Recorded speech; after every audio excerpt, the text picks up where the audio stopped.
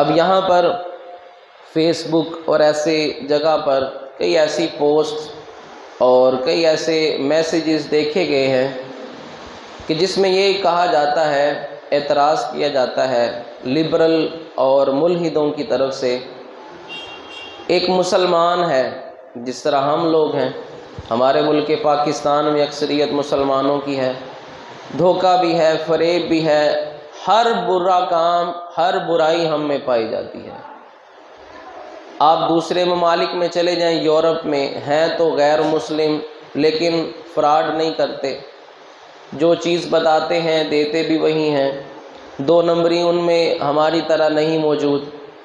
اب یہ سوال کیا جاتا ہے کہ وہ بندہ کہ جو معاشرے میں ایک اچھا کردار ادا کر رہا ہے، نہیں ہے وہ مسلمان، اسلام اس نے قبول نہیں کیا، ایمان نہیں لے کر آیا، اور ایک وہ بندہ جو نام کا مسلمان ہے اور ساری برائیاں اس میں پائی جاتی ہیں، تو وہ تو جنت میں چلا جائے گا دھوکہ فریب کر کے بھی، اور وہ بیچارہ ایماندار شخص، نیکی کرنے والا، صرف کیا ہے کہ جی یہ مسلمان نہیں ہے، تو ان مولویوں نے پکڑ کر اس کو جہنم میں پھینک دیا، اور اس فراڈ کرنے والے، دھوکہ باز، ناب تول میں کمی کرنے والا جو بس زبان سے کلمہ پڑھ لیتا ہے، اس کو پکڑ کے انہوں نے جنت میں ڈال دیا۔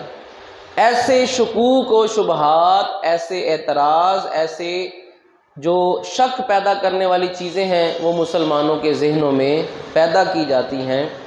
جواب اس کا کیا ہے؟ اب وہ بڑے نیک ہیں، ایماندار ہیں، کس کے لیے ایماندار ہے؟ لوگوں کے لیے ایماندار ہیں، ان کے اندر اچھے اخلاق ہیں، کس کے لیے ہیں؟ لوگوں کے لیے ہیں۔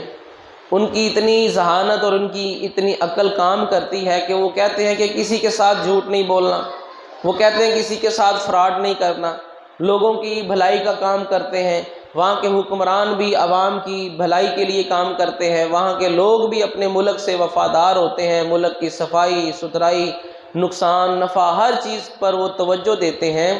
اب اتنی ان کی عقل اگر کام کر رہی ہے، اتنا ان کو پتہ چل گیا ہے کہ یہ کام ایسے ہونے چاہیے، کیا ابھی ان کی عقل یہاں تک نہیں پہنچی کہ کسی پیدا کرنے والے کو بھی ماننا ہے؟ جس نے پیدا کیا، جس نے ہمارے اندر یہ چیز رکھی ہے، کیا کبھی وہ یہ غور و فکر نہیں کرتے؟ بندر بھی اس معاشرے میں موجود ہیں، جانور بھی اسی معاشرے میں اور اس دنیا میں، اس زمین کے اوپر موجود ہیں، پرندے بھی موجود ہیں، درندے بھی موجود ہیں، اتنی مخلوقات ہیں کہ ابھی تک تو کسی کو معلوم ہی نہیں ہے مخلوقات کتنی ہیں۔ ابھی تک تو ان حشرات کی اقسام، انواع، کتنی کتنی قسمیں ہیں، کسی کو پتہ ہی نہیں ہے۔ اگر اتنی اقسام، اتنی انواع، اتنی قسموں میں سے، اتنے جانداروں میں سے ایک ایسی مخلوق ہے جس کو رب تعالیٰ نے شعور عطا فرمایا ہے، اور وہ کون ہے؟ انسان ہے۔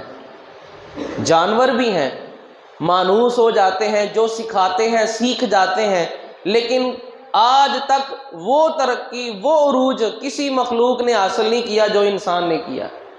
اس انسان کو رب تعالیٰ نے اتنا شعور، اتنی عقل دی ہے کہ یہ آج سپیس میں، خلا میں جا رہا ہے، اور یہ خلا کو تسخیر کرنے کا اس کا پروگرام ہے۔ تو کبھی ان کو یہ بھی تو سوچنا چاہیے کہ جس رب نے پیدا کیا اتنی مخلوقات میں، جس نے ہمیں شعور دیا ہے، اس نے کسی مقصد کے لیے دیا ہے۔ ہم بھی بندر ہوتے، ہم بھی دیگر جانوروں کی طرح جانور ہوتے، تو ہم میں اور ان میں فرق کیا ہے؟ اگر وہ کسی مذہب کے بالفرض پیروکار نہیں ہے، اور انسان بھی پیدا ہوا، بڑا ہوا، بچے پیدا کیے، بچوں کو پالا، بچوں کی شادی بیاہ کر کے فارغ ہوا، کاروبار کیا، مر گیا، اگر زندگی کا مقصد یہی ہے تو ہم میں اور جانوروں میں کوئی فرق تو نہیں رہ گیا۔ بچہ جانور کا پیدا ہوتا ہے، بڑا ہوتا ہے، گائے ہے اس کا دودھ لیا جاتا ہے، اگر بیل ہے تو اس کو قربان کیا جاتا ہے، ذبح کیا جاتا ہے، کھا لیا جاتا ہے۔ یہ اس کی زندگی کا ایک سرکل ہے۔ اس کا کیا کوئی مقصد؟ اس نے کوئی مسجد بنائی، اس نے کوئی مندر بنایا، اس نے کوئی کلیسا، اس نے کوئی چرچ بنایا، اس نے کوئی نیک کام کیا، اس نے کوئی مخلوق کا بھلا کیا، اس نے بڑا ہو کر اپنے ہی جو جانور اس کی فیلڈ کے، اس کی نسل کے جانور ہیں، ان کے لیے کوئی کام کیا؟ کچھ بھی نہیں کیا۔ بس اس کو اتنا پتہ ہے جہاں سے چارہ مل جائے میں نے اس کو کھانا ہے۔ اگر ہم بھی وہی کام کریں جو جانور کرتے ہیں، پھر ہم میں اور جانوروں میں کوئی فرق نہیں ہے، تو وہ انسان جو انسان ہو کر انسان کی حقیقت کو ہی نہ پہچان سکے، اور اس انسان کی حقیقت کو جو پا لیتا ہے، اس لیے تو کہا جاتا ہے من عرف نفسہ فقد عرف ربہ، جس نے اپنے آپ کو پہچان لیا اس نے رب کو بھی پہچان لیا۔ جو اپنے آپ پر غور کرے گا میں ہوں کیا اس کائنات میں، میری حیثیت کیا ہے، سارے بے شعور ہیں، جتنے بھی جاندار ہیں، صرف مجھے شعور اگر ملا ہے تو کیوں ملا ہے؟ تو یہ چیز ان کے ذہن میں بھی ہونی چاہیے، اور جس کے ذہن میں ساری دنیا کی بھلائیاں ہیں، ساری دنیا کی عقل اس کے دماغ میں آ کر سمٹ گئی ہے، لیکن اس کا دماغ اس نقطے تک ابھی تک اگر نہیں پہنچا کہ ہمیں کوئی پیدا کرنے والا بھی ہے، ہمارا کوئی خالق بھی ہے، تو اس نے اپنی زندگی کا مقصد ہی نہیں پہچانا۔ وہ تو 4 کام نیکی کے کر کے دنیا سے چلا جائے گا، لیکن جس کو یہی نہ پتا چل سکا کہ میرا دنیا میں آنے کا مقصد کیا تھا، مجھے جس نے پیدا کیا میں نے اس کا بھی تو شکر ادا کرنا تھا، میں نے اس کو بھی تو تلاش کرنا تھا۔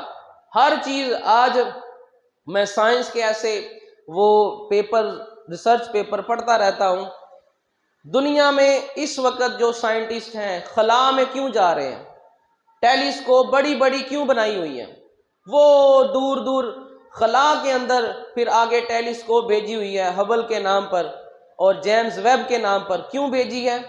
تلاش کر رہے ہیں کہ کیا کسی اور سیارے پر، کیا کسی اور جگہ پر کوئی مخلوق موجود ہے؟ اس اتنی بڑی کائنات میں صرف ہم ہیں، اس زمین کے اوپر صرف جاندار رہتے ہیں، کیا کسی اور سیارے کے اوپر بھی کوئی جاندار رہتا ہے؟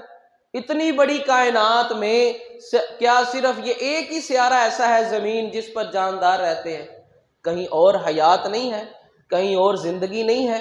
کہیں اور کوئی اور مخلوق ہے کہ نہیں ہے؟ اس انسان میں اتنی عقل ہے کہ یہ اور سیاروں میں زندگی ڈھونڈ سکتا ہے، اس انسان میں اتنی جستجو ہے، اتنی تڑپ ہے کہ یہ پوری کائنات کو چھان رہا ہے، کہیں اور کوئی اور مخلوق ہی نہ مل جائے، کوئی اور مخلوق ہے تو نہیں، اگر ہے تو ہم اس تک پہنچیں۔ اگر اس انسان کے اندر مخلوق کی تلاش کی تڑپ اور لگن پیدا ہو سکتی ہے، تو اس انسان کے اندر اس خالق کی تلاش کیوں نہیں پیدا ہوتی کہ اس خالق کی معرفت حاصل کرنی ہے؟ بہرحال یہ ایک الگ بہت ہی طویل موضوع ہے۔ اللہ رب العزت ہمیں اس کائنات پر غور و فکر کر کے اس خالق تک پہنچنے کی توفیق عطا فرمائے۔